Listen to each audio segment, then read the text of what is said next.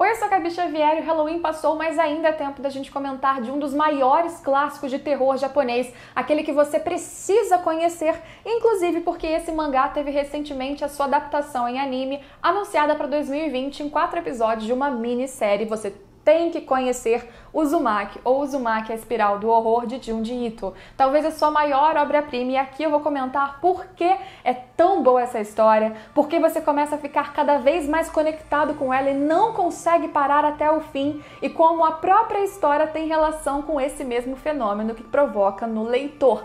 Deixa o like, já comenta se você conhece Uzumaki ou qualquer outra obra de Junji Ito, ou outra obra de terror em anime, mangá. Deixe suas recomendações, eu quero muito conhecer. Deixa o seu like também, compartilha esse vídeo para ajudar e se inscreve para não perder nenhum dos próximos vídeos. Vamos lá! Uzumaki de Junji Ito traz o que esse autor comenta que é a sua maior inspiração na hora de criar uma história dessas aterrorizantes. Ele junta no seu horror justamente elementos que são ao mesmo tempo assustadores, curiosos, desconhecidos. Aquilo que você não conhece, aquele mistério que você não explica, isso para Junji Ito te deixa mais instigado, com mais vontade de descobrir. E como eu falei, é exatamente este fenômeno que acontece com você ao ler essa história. Uzumaki é sobretudo muito visual, os seus símbolos, o que acontece com cada um dos personagens e dos cenários, isso é muito representativo em uma arte extremamente bem feita e visceral no sentido de que ela é muito explícita. Eu não estou dizendo sobre tripas especialmente. Você tem distorções do corpo, do espaço, e isso provoca uma sensação física e psicológica em você que está lendo. É muito importante para você entender as metáforas e as sensações daquele momento da história, porque não vai envolver fantasmas necessariamente, monstros, demônios, mas vai envolver situações extremamente angustiantes e constrangedoras e que vão progressivamente piorando sem parecer ter um caminho de melhora, e você é envolto nesses problemas. E as sensações ruins, aquele nó ou espiral na sua barriga, vão só progredindo, e aí você talvez termine essa história com um pouquinho de medo de espirais que estarão aí no seu caminho.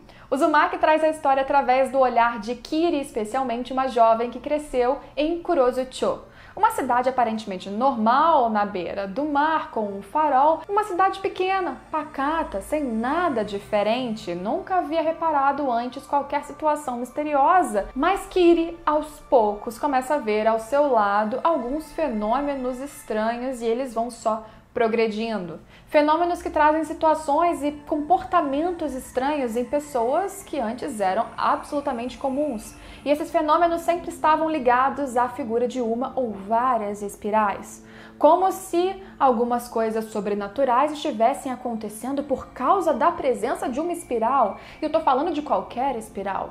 Espiral que inicialmente está em um caramujo. Espiral que inicialmente está na sua digital do seu dedo. Espiral que está, de repente, na nuvem qualquer coisa. Até que, realmente, esses fenômenos e esses eventos começam a ficar frequentes demais. E a espiral sempre está acontecendo. No começo, a história parece tratar de uma paranoia, quase de uma loucura coletiva, de algo que não tem explicação realmente metafísica, anormal, sobrenatural, não. É algo mais físico, presente, psicológico no máximo. Mas aí as coisas começam a progredir e a loucura começa a ficar gigantesca. Kurozucho, uma cidade que inicialmente também ignora cada um desses problemas. Pessoas que morrem misteriosamente, espirais que surgem aqui e ali sem explicação, sempre relacionadas a um fenômeno bizarro. A cidade que não parece ter empatia com moradores que passam por isso. A cidade que ignora os problemas que acontecem ali o tempo todo, de repente ela não consegue mais ignorar. A cidade está envolta de acontecimentos misteriosos e muito bizarros, grotescos, sempre relacionados à espiral. Aqui uma pausa para a gente falar sobre a espiral em si. Se você for estudar o símbolo da espiral mesmo em diversas culturas, geralmente ele está associado a situações positivas, desde fertilidade até mesmo utilizado em algumas culturas para proteger as pessoas de espíritos malignos. Mas nessa história em Uzumaki, a espiral é do horror. A espiral traz horror, provoca horror e parece estar querendo magneticamente atrair todos para os seus efeitos negativos. E aí está, na verdade, o grande poder e o significado da espiral nessa história. A espiral é um ciclo que vai sendo progressivamente ali cada vez mais até chegar no seu centro. Como se o centro da espiral, neste universo, representasse o centro de todas as catástrofes ou o centro de todas as coisas terríveis que estavam acontecendo. E os moradores daquela cidade, que no começo ignoram os acontecimentos estranhos que estão ali envolvendo a todos, que parecem não se preocupar, inclusive com situações extremamente bizarras e desaparecimentos sem explicação, eles são todos atraídos para esses eventos. Até o ponto que quando eles se dão conta do que está acontecendo, eles não conseguem mais fugir. Os problemas que são pontuais em 19 capítulos, eles vão envolvendo a todos dentro de Kurozucho. A cidade está repleta de fenômenos estranhos. Você pode ver situações, por exemplo, como uma espiral que surge no próprio corpo de uma jovem, uma espiral que, ao mesmo tempo, como eu disse, magnetiza, atrai, deixa a pessoa entorpecida, hipnotizada. Mesmo o símbolo de hipnose, quando você for ver, muitas vezes é uma espiral por causa desse seu poder também atrativo. Mas, ao mesmo tempo, em Uzumaki, a espiral, no final das contas, pode te tragar para um fim terrível. Um fim terrível que, como eu disse, nas ilustrações são bem literais. Corpos desfeitos, corpos distorcidos, entrelaçados, situações ali metamórficas em que a pessoa acaba se transformando em outro ser ou outra coisa por causa desse fenômeno da espiral. Pessoas que vão saindo de si, como eu disse, entrando num transe, enlouquecendo, ficando ali atraídas por esse fenômeno, por essa figura, e você nunca sabe o que é a espiral, o que está por trás de tudo isso que está acontecendo, porque as pessoas ao mesmo tempo são atraídas e quando tentam fugir são sugadas. E tudo isso vai acontecendo como se essa cidade como um todo fosse amaldiçoada. No final do capítulo 19, você tem um bônus de capítulo 20, mas enfim, o final mesmo acontece no 19 e você até tem uma explicação. Mas eu não acho que a explicação é o fundamental em Uzumaki.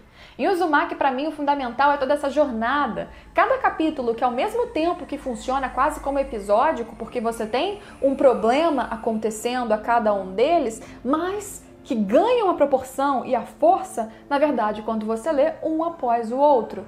Eles estão conectados em micro ou macro questões, sempre com pessoas ao redor da Kiri, e ela vai sofrendo efeitos do que está acontecendo também. A Kiri tem um namorado chamado Shuichi, que está relacionado com as espirais também, e esses fenômenos desde o início. Na verdade, a primeira vítima do que aconteceu foi justamente o seu pai. E o Shuichi é a pessoa mais sã, ao mesmo tempo que é a mais atormentada pelo que está acontecendo. Ele tá na história ali quase como nós, leitores, falando, olha só, sai de perto disso, isso aqui não tá dando certo, olha ali, é espiral. Mas ao mesmo tempo ele está transtornado, acabado, e você vê isso na ilustração. Eu não quero ser repetitiva, mas já sendo, as ilustrações de Uzumaki trazem toda a intensidade que você precisa ao ler essa história. É impossível você ler isso e não conseguir chegar no fim tão atormentado quanto todos aqueles moradores. E por mais que você não esteja se transfigurando, se contorcendo, por dentro você tá. Porque a história é realmente não amedrontadora no sentido de que vai aparecer uma espiral e engolir tua cabeça aqui agora. Mas ela vai te deixando muito transtornado, angustiado, porque parece não ter solução e, de novo, você é magnetizado junto para essa espiral que é, no final das contas, também o mangá de Uzumaki. E como parece que a cidade, ao longo de toda essa progressão de tragédias e coisas terríveis, vai também aflorando o pior lado desses seres humanos, dessas pessoas que ali estão.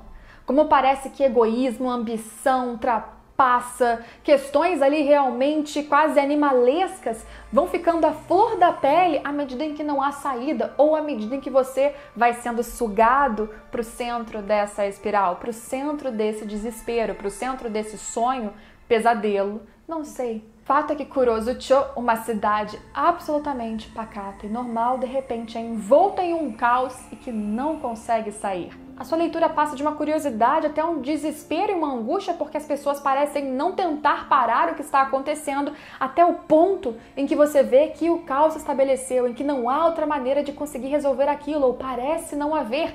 E aí você entra junto com os personagens em um torpor para os últimos acontecimentos e para as últimas respostas. E a jornada vale muito a pena. Com elementos de terror, como eu disse, é claro, você vai ter vísceras, sangue, muita morte, eles não economizam em morte, mas muitas deformidades e muitas situações que, se você parar pra pensar nisso sendo feito na realidade, certamente seria visualmente e psicologicamente extremamente assustador. O Uzumaki pra mim foi uma experiência incrível, uma experiência diferente.